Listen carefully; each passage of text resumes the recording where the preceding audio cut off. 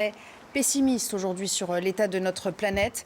900 pages qui alertent sur les dangers du réchauffement climatique. On va en parler avec notre invitée Laura Verdier. Bonjour. Bonjour. Vous êtes ingénieure en sciences de la Terre. Vous êtes fondatrice de LVR Consulting. Pourquoi est-il plus alarmant? Pourquoi les données sont plus inquiétantes que prévues et de quel ordre en somme? Alors, les données sont plus inquiétantes, tout simplement parce que les connaissances scientifiques progressent avec ce qu'on voit apparaître. Et ce qu'on a vu apparaître cet été, c'est par exemple une fonte des glaciers plus importante que jamais. Ce qu'on voit apparaître, c'est des événements climatiques majeurs, comme la tempête d'Orient, qui sont de plus en plus fréquents. On parle souvent de passer de décennal, donc c'est-à-dire tous les 100 ans, à centenal, tous les 100 ans, à décennal tous les 10 ans. Donc on a une accélération. C'est la fréquence. Exactement, de la fréquence et de l'ampleur aussi des événements. Et donc dans ce sens-là, on va se retrouver avec une éponge climatique qui est l'océan et qui va absorber tous ces chocs et qui obligatoirement en pâtit. Et donc il y a ce chiffre effectivement qui fait froid dans le dos. Ce sont ces 2,50 m gagnés en deux fois plus rapidement qu'au XXe siècle. C'est ça l'idée? Exactement. En fait, ce qu'on voit, c'est qu'à chaque rapport, le GIEC arrive à montrer que ça s'accélère. C'est ça qui est inquiétant. C'est pas vraiment l'ordre de grandeur, puisque l'ordre de grandeur ne fait qu'augmenter, en fait. Oui. Les travaux du GIEC permettent de se rendre compte de plus en plus rapidement de l'ampleur des dégâts. Donc, notre objectif là, c'est d'essayer de comprendre d'où ça vient, pour essayer d'y remédier, et de trouver des solutions. Alors, vous avez conscience que ces données, elles changent encore plus la donne, si j'ose dire, à la lumière de ce sommet sur le climat qui a eu lieu à l'ONU, avec toutes ces manifestations vous avez une responsabilité quand même à donner toutes ces communications scientifiques. Est-ce que les États, est-ce que par exemple l'État français vous écoute, est concerné par tout ça? Vous avez des interlocuteurs au sein de l'exécutif aujourd'hui? Alors, aujourd'hui, l'État français fait des choses, et j'ai envie de vous dire qu'il en a fait longtemps avant. La différence, c'est pas entre ce qui se fait au niveau légal, par exemple, et plutôt la volonté politique de mettre en œuvre. C'est-à-dire que des réglementations, il y en a. Des professionnels de l'environnement, comme moi, il y en a énormément.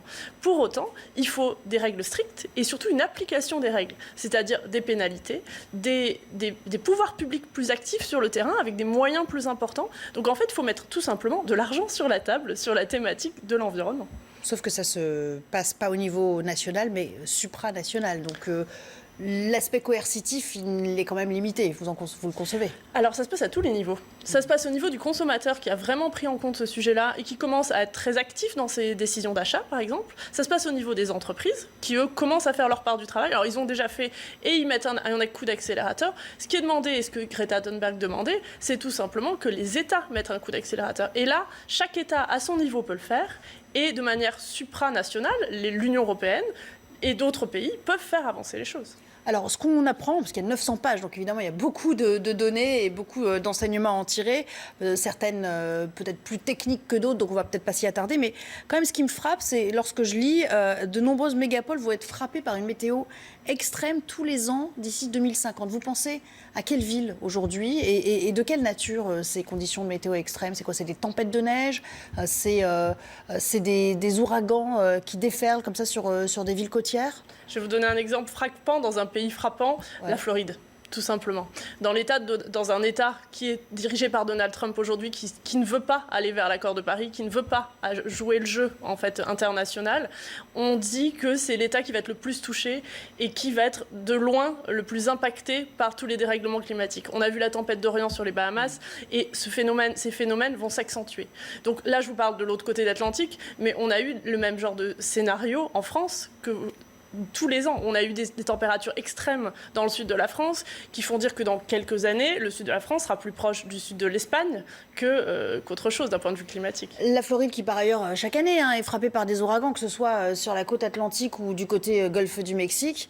Évidemment, c'est la pointe sud, souvent, enfin, du côté de Miami, qu'on nourrit le plus de crainte parce que ça remonte de la Caraïbe. Ça veut dire que maintenant, on va avoir affaire à des ouragans de catégorie 5, ça va devenir quelque chose de banal, de commun? Exactement, et surtout, ça va se démultiplier et ça va créer des évolutions. C'est-à-dire, c'est ce qu'on appelle l'adaptation au changement climatique quand on met les mots officiels. Mais dans les faits, qu'est-ce que c'est? Ça veut dire qu'il faut adapter l'habitat, il faut adapter la structure de la ville à ce genre d'événement.